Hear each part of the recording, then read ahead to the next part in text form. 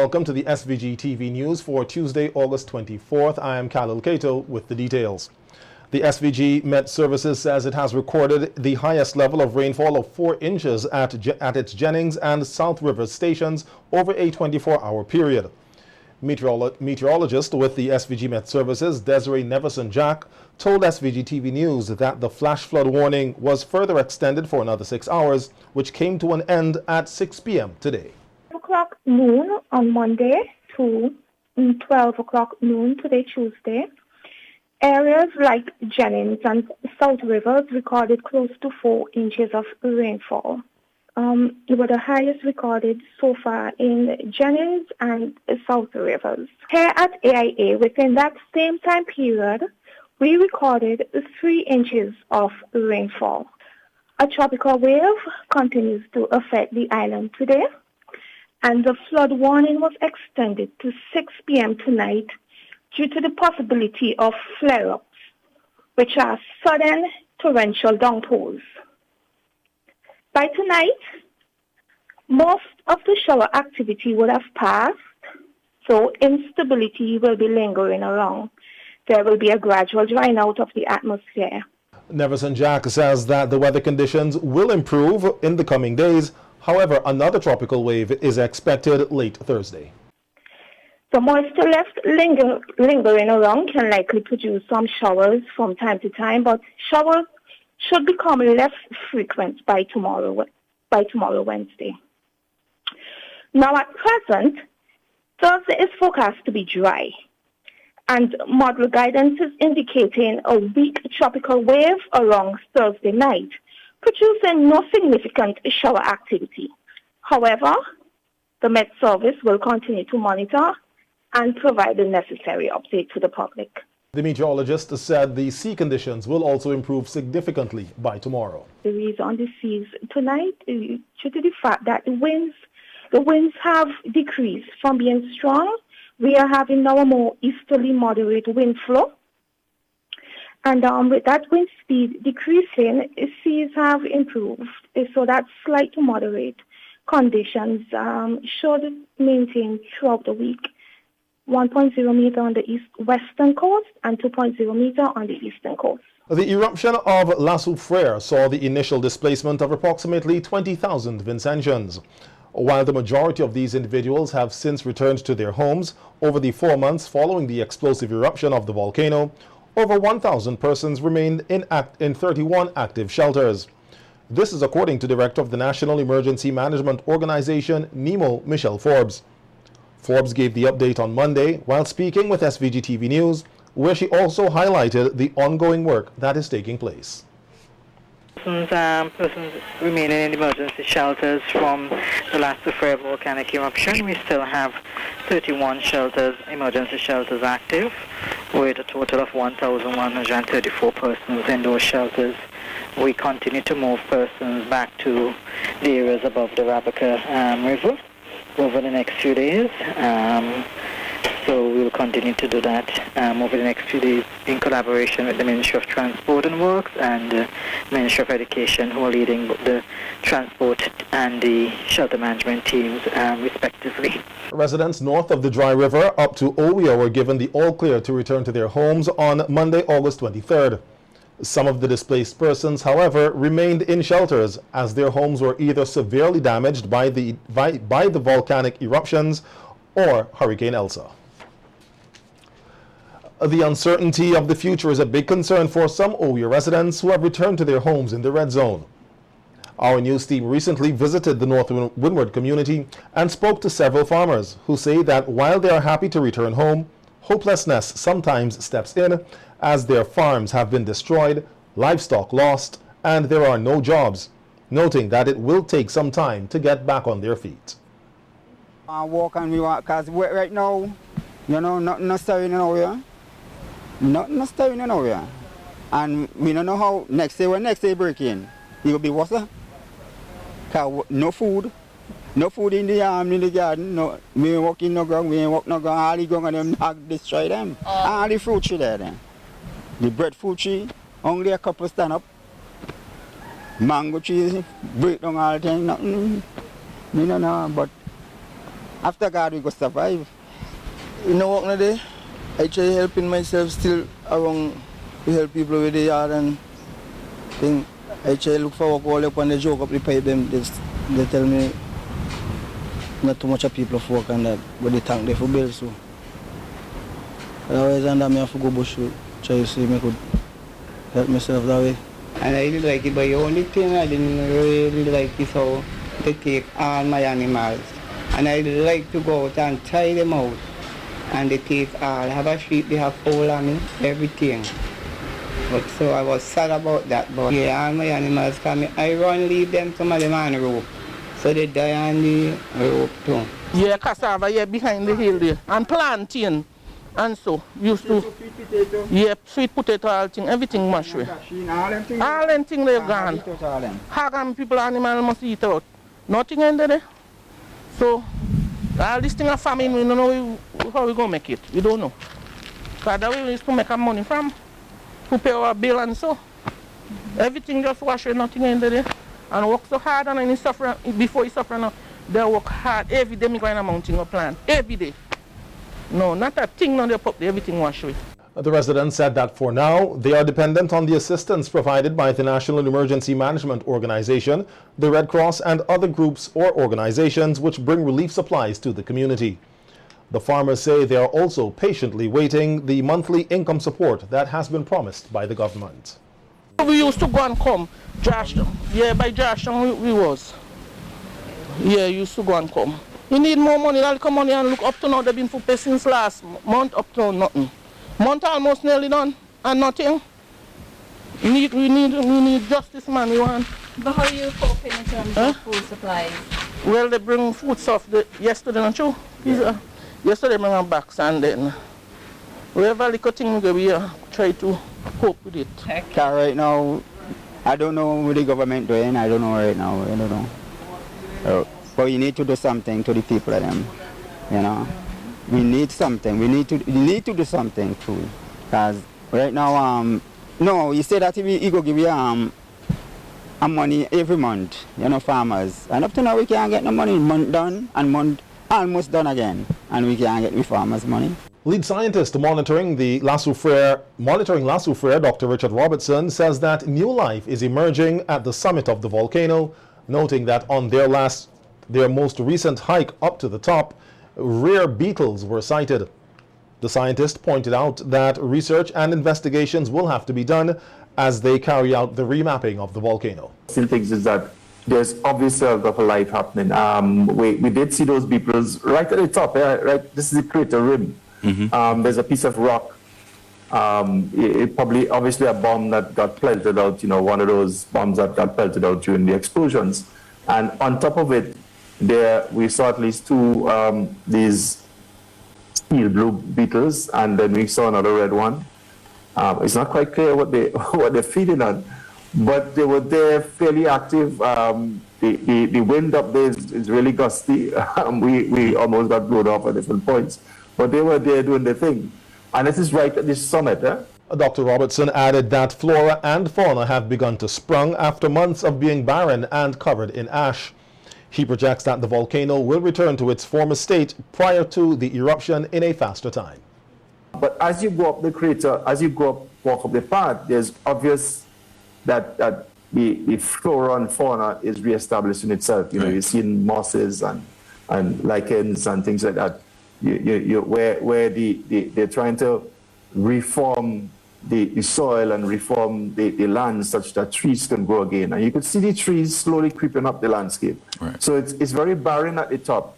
But as you move up, you know, life is restarting and reestablishing itself as we knew. And I suspect in the months and years to come, Soufriere will be like it was before.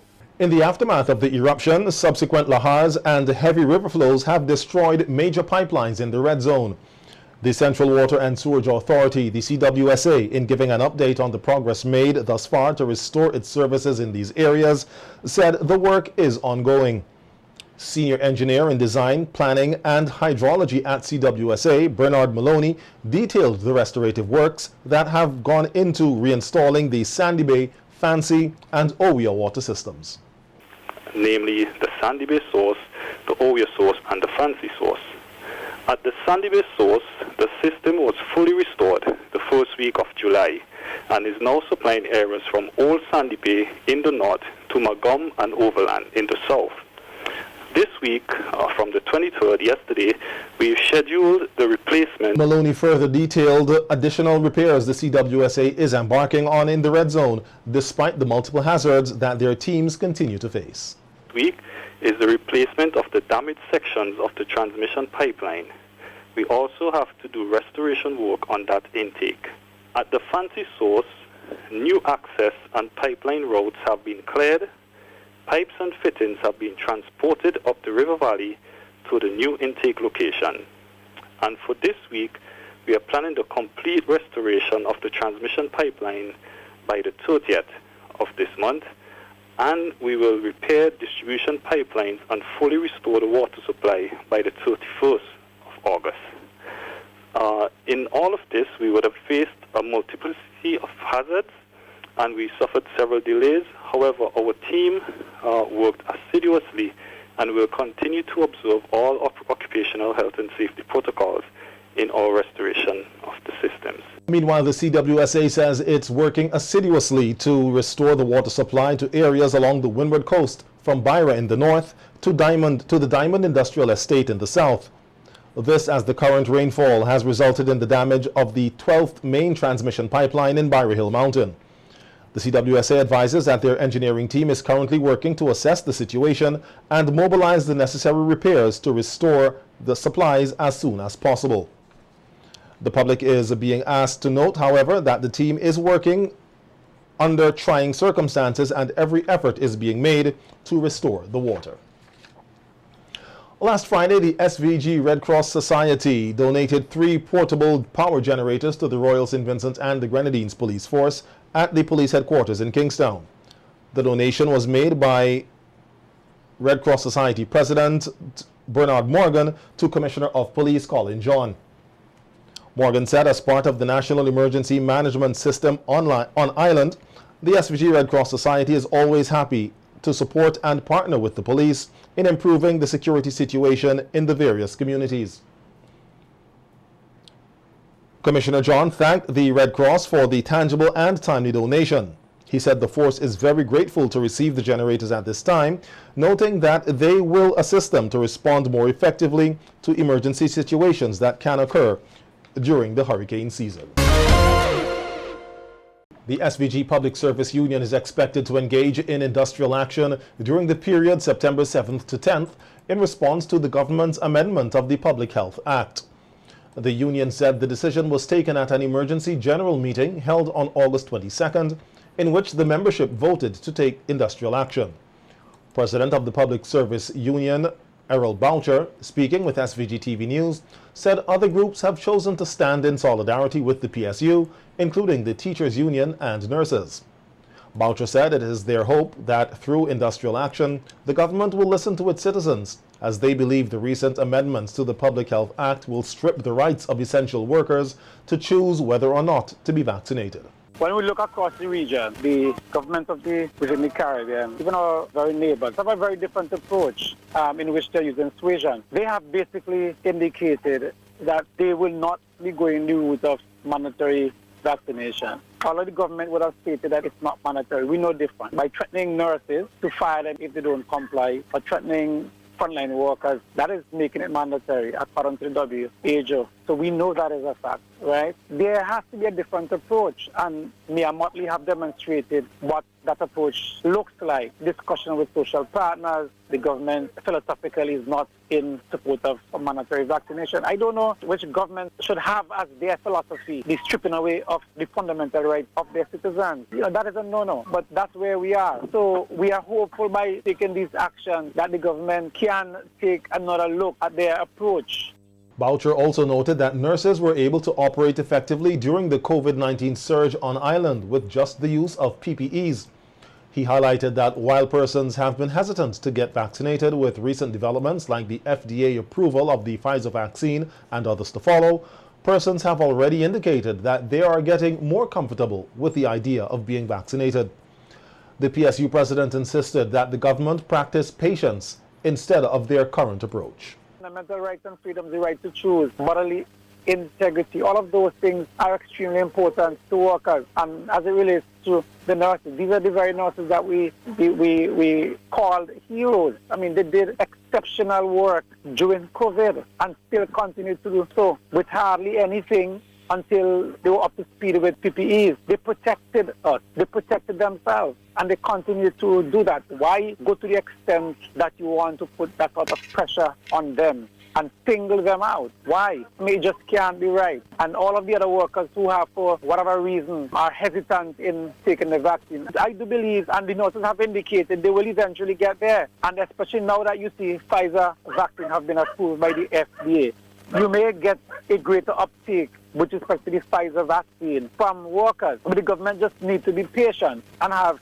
respect for the fundamental rights of its citizens. During the industrial action, Boucher said members and other interested persons will congregate outside the Kingstown Vegetable Market. In keeping with provisions outlined in the Essential Services Act, the PSU president said they have notified the Governor General of their intentions to withdraw services from September 7th to the 10th. The union is calling on all public servants to withdraw their services during this time, noting that a clear message must be sent to the government. Citizens will not tolerate any infringements of their rights and freedoms. 2 Vincentians have been awarded Chevening Scholarships to pursue master's degrees in the United Kingdom. Chevening is the UK government's international awards program aimed at developing global leaders. It offers a unique opportunity for future leaders, influencers, and decision makers from all across the world to develop professionally and academically, network extensively, experience UK culture, and build lasting positive relationships within the UK. The 2021-2022 Vincentian Chevening Scholarship scholars are L'Oreal Robertson, an economist in the Ministry of Finance, who will be pursuing a Master's in Development, Economics and Policy at the University of Manchester, and Julana Peterson, who will pursue a Master's in Developmental Disorders at Lancaster University. The Chevening scholars are being selected based on their track record of leadership, solid academic achievements, and their passion for assisting the country's development. Students who are at the exit levels of primary and secondary schools are now being given the opportunity to sharpen their literacy and numeracy skills through a 3-week learning program organized by the Curriculum Development Unit of the Ministry of Education. The ROLES program is a recovery of learning and offers emotional psychosocial support designed for students who are now in grade 6 and Form 5.